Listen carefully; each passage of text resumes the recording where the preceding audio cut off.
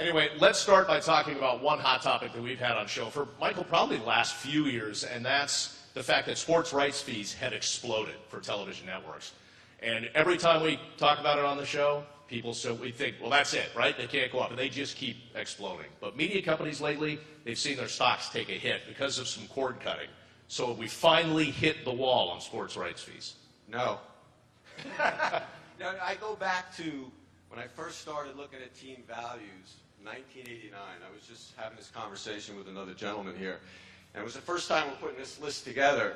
And I said to one of the sports bankers, I said, wow, I said, some of these numbers are huge. I think then the Yankees were the #1 team, and they were saying that they were worth like $250 million.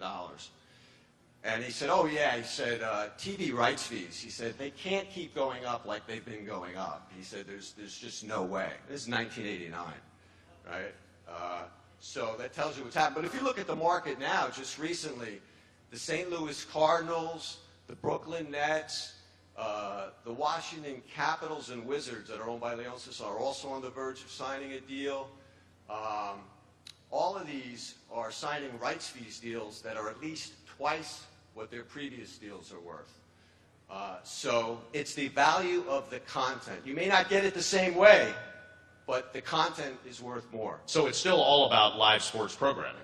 Yeah, I think so. I mean, as Mike's referencing, I mean, the market for sure is in a state of chaos on the one hand, right, with cord cutting, and you have consumption patterns moving off of what we used to call traditional live linear TV into over-the-top and all kinds of other on-demand platforms. And there really hasn't been a business model outside of the pay TV system that has surfaced in a way where you can value those rights and that are more precise than you get in the pay TV system.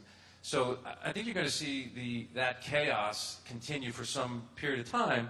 But having said all that, we get asked this question all the time, is, well, when's the bubble going to burst? And it just doesn't feel like, when you look at scarce intellectual property like live sports and the passionate following that it has, the consumption patterns will eventually get monetized. It'll just be in a different way. And so as someone that's always on the sell side of these kinds of rights, I mean, it's as we sit here today, hard to see rights going backwards. They may not accelerate in this period like they have been over the last number of years, but they're going to continue to go up. Have you ever been surprised by the jumps in some of the deals? Because we're talking about 100% plus jumps. No, not surprised at all. I mean, I think as there's more platforms and more delivery systems, right, you still need great product to put on the shelf. And the value of and there's only one New York Yankees, right?